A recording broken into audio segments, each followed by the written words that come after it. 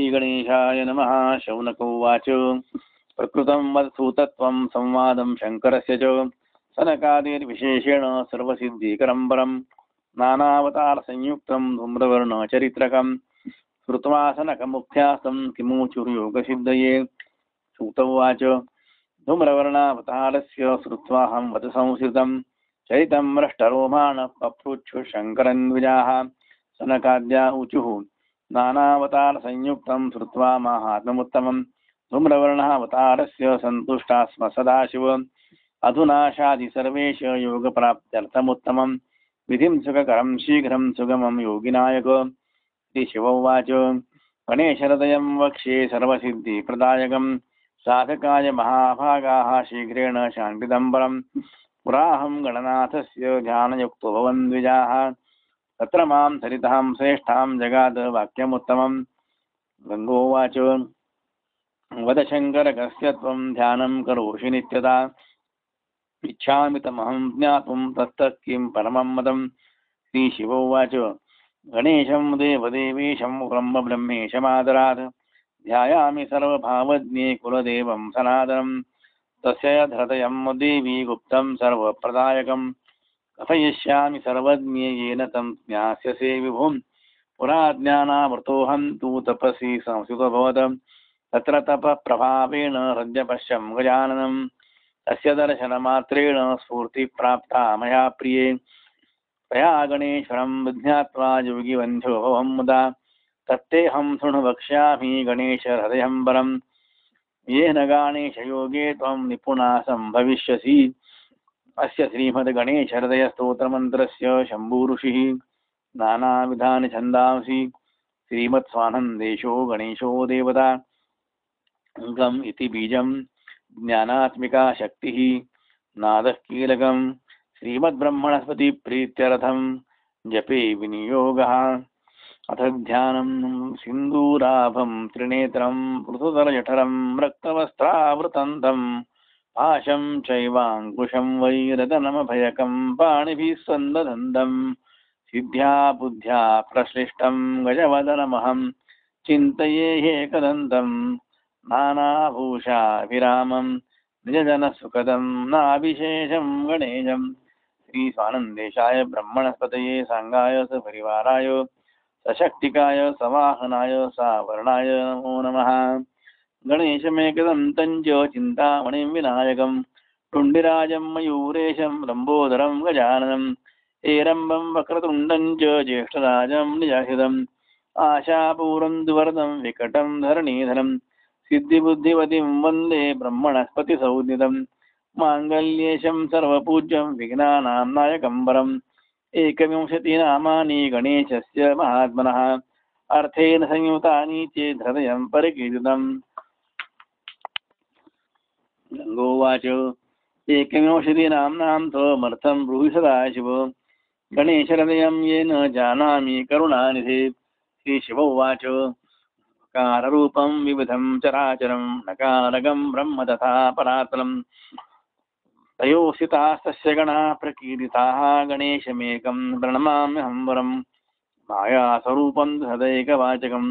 दन्तः परो मायिकरूपधारकः योगे तयोरेकरदं सुमानिनि धीस्तं नतोऽहं जनभक्तिलालसं चित्तप्रकाशं विविदेशि संस्थं लेपावलेपादिविवर्जितं च भोगैर्विहीनं तथ भोगकारकं चिन्तामणिं तं प्रणमामि नित्यं। विनायकं नायकवर्जितं प्रिये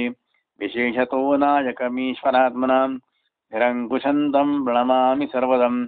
सदात्मकं भावयुतेन चेतसा। वेदाः पुराणानि महेश्वरादिकाः शास्त्राणि योगीश्वरदेवमानवाः नागासुरा ब्रह्मगणाश्च जन्तवो मुण्डन्ति वन्दे त्वदरुण्डिराजकं मायार्थवाच्यो मयूरप्रभावो नानाभ्रमार्थं प्रकरोति तेन तस्मान्मयूरेशमथो वदन्ति नमामि मायापतिमासमन्तात् यस्योदरात् विश्वमिदं प्रसूतं ब्रह्माणि तद्वज्जठरेषु तानि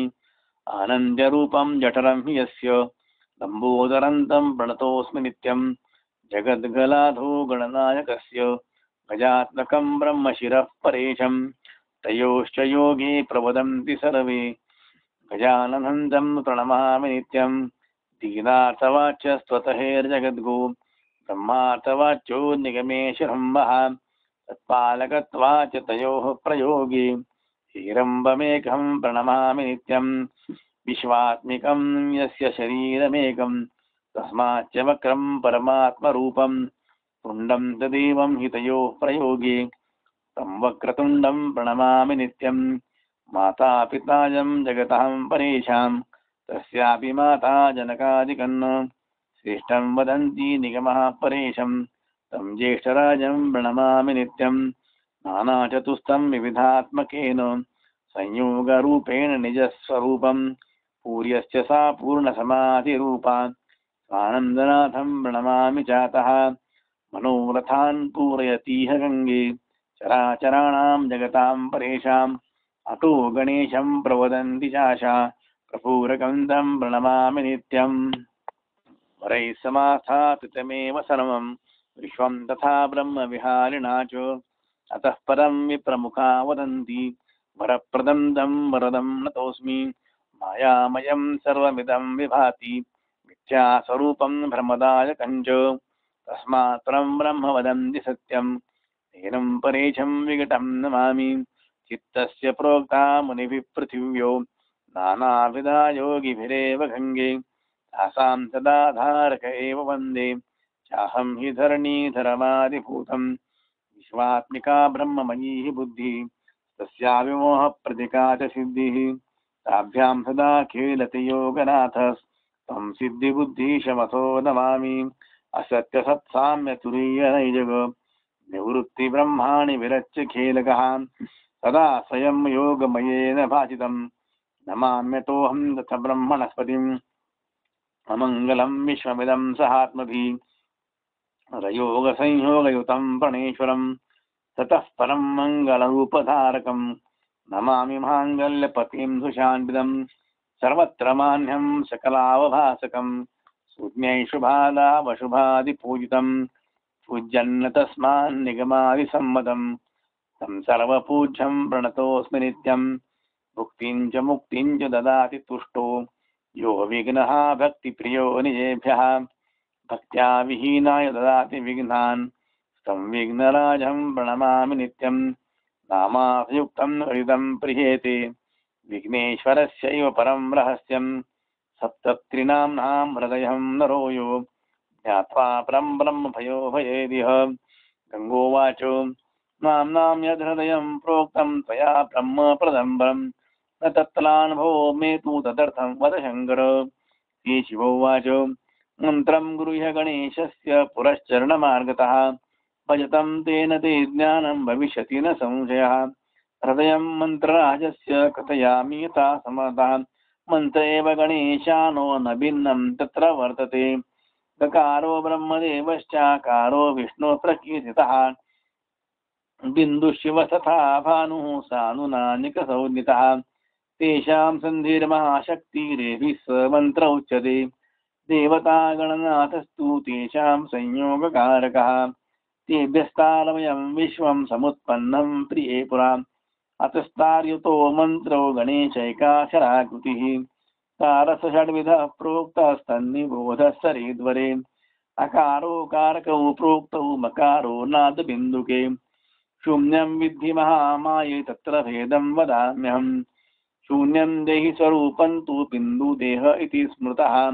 ताभ्यां चतुर्विधं विश्वं स्थूलादिभेदधारकम् एतादृशं विजानीहि मन्त्रराजं गजाननम् आगमोक्तविधानेन कृत्वा न्यासादिकं पुरा ततो गणेश्वरं पूज्य जपं कुर्याद् विचक्षणः तद्दशांशेन होमं वै कुर्यादागममार्गतः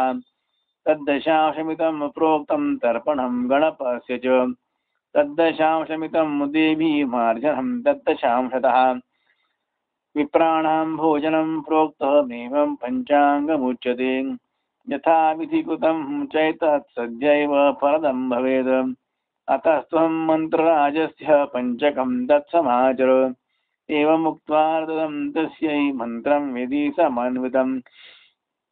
गणेशस्य प्रणम्यैव मां जयौ सा तपोर्थतः मयूरेशं समासाद्य चकार तप उत्तमम् गङ्गादत्तरैव विप्रेशः मन्त्रध्यानपरायणा पुरश्चरणमेकं सा चकार सरितां वरान् ततः प्रसन्नतां यातो गणेशो भक्तवत्सलः तस्यैव कृपया तस्यार्धिज्ञानं बभूवः तेनैकविंशतिर्नाम्नामर्थज्ञा तत्क्षणादभूत् ततो हर्षयुता देवी तत्र वासं चकार सा नित्यं भक्तिसमायुक्ता भजत्तं गणनायकं सनकाद्याऊचुः ब्रह्मभूता सरित्श्रेष्ठा मयूरेशं कथं प्रभु अभजत्तस्य मार्गन्नो ब्रूहिनाथ नमोऽस्तु ते श्रीशिवोवाच ब्रह्मभूतो नरो योगी गणेशमभजत् सदा नवधा भक्तिभावेन तत्परश्च महर्षयः पुत्रकलत्रं जनकोऽसुलद्गणो द्रव्यं सखा वृत्तिविद्ययायुधं स्वर्गस्तु मोक्षो विबुधं त्वमेव मे स्वामी गुरुविघ्नपतिः परात्परः सांसर्गिकं कायिकवाचिकं परं कर्माचरन् मानसजन् हृदयतः ज्ञानं हृदिस्थं च मया परात्परं विघ्नेश्वरायेति समर्पितं किल योगाकारेण विघ्नेश एकानेकादिसंवितः भुङ्क्ते विविधान् भोगान् शुभाशुभसमाश्रितान् नाहं नरस्वयं साक्षात् क्रीडते गणनायकः स्वामी सेवकभावेन ब्रह्मणि शोभते रतः अनेन विधिना विप्रा भजन्ते गणनायकं योगिनः शुकमुख्याश्च मुद्गलाद्या महर्षयः एतत् सर्वं समाख्यातं गुह्यं गणपतेर्मया हृदयं तेन विघ्नेशं तोषयध्वं महर्षयः यथा देहेन्द्रियाद्येषु जठरमुख्यं हृदयं श्रुतं यत्र जीवस्वरूपेण तिष्ठति गणनायकः तथा गणपतेरेतद्हृदयं परिकीर्तितम् अत्र योगपतिः साक्षात् तिष्ठति ब्रह्मनायकः अनेन गणनाथस्तु यस्तोषति नरोत्तमः स भुक्त्वा सकलान् भोगान् अन्ते योगमयो भवेत् एवं मदीयवाक्यन्ते श्रुत्वा ब्रह्मसुताः परं प्रणम्य मां ययुः सर्वे सनकाद्यास्तपोवनं तत्रैकाक्षरमन्त्रस्य पञ्चकं सेव्य योगिनः गणेशहृदयं ज्ञात्वा गाणपत्या बहुविरे ततो नित्यं गणेशस्य हृदयं ते महर्षयः जपन्ति भक्तिसंयुक्ता भ्रमन्ति स्वेच्छयेरिताः अतस्त्वमपि भावेन गणेशहृदयं परं सेवस्वगाणपत्येषु मुख्यस्तथा भविष्यति श्रीमन्मुद्गल उवाच एवमुक्त्वा महानागं शेषाय प्रददौ शिवः मन्त्रमेकाक्षरं साङ्गं सजयौ तं प्रणम्य च साधयित्वा यथा न्यायं हृदयज्ञ बभूवः नित्यं हृदयकेनैव तुष्टावद्विरदाननं गणेशहृदयं पुण्यं शृणुयाच्छ्रावयेन्द्रः ईप्सितं प्राप्नुयाच्चान्ते ब्रह्मभूतो भवेदिह नित्यं पठेन्नरश्चेदं हृदयं गणपस्य यः स गणेशो न सन्देहो दर्शनात् सिद्धिदो भवेत् पुत्रपौत्रकलत्रादि लभते पाठतो नरः सुविपुलं धनं धान्यम् आरोग्यम् अचलां श्रियम् एकविंशतिवारं यो दिवसानेकविंशतिं पठेद्गणपतिं चिन्त्य स लभेदेशितं फलम् असाध्यं साधयेन्मर्त्यो गणेशहृदयेन यत् राजबद्धं त्रिकालेषु मूचयेत् पाठतो विधे मारणोच्चाटनादीनि वश्यमोहादिकानि तु अनेन साधयेन्मर्त्यः परं कृत्यं विनाशयेत् सङ्ग्रामे जयमाप्नोति वीरश्रीसंयुतो भवेत् अस्य पाठेन भो दक्ष न किञ्चित् दुर्लभं भवेत् विद्यामायुर्यश प्रज्ञामङ्गहीनोऽङ्गमाप्नुयात् यं यं चिन्तयते मर्त्यः सन्तं प्राप्नोति निश्चितम् नानेन सदृशं किञ्चित् शीघ्रसिद्धीकरं भवेत् साक्षात् गणपतेः प्रोक्तं हृदयं ते मया विगे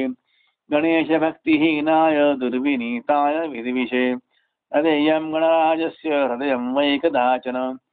गणेशभक्तियुक्ताय साधवे च प्रयत्नतः दातव्यं तेन विघ्नेशः सुप्रसन्नो भविष्यसि महासिद्धिप्रदं तुभ्यं कथितं गणपस्य च हृदयं किं पुनः श्रोतुमिच्छसि त्वं प्रजापते श्रीमद्गणेशार्पणमस्तु।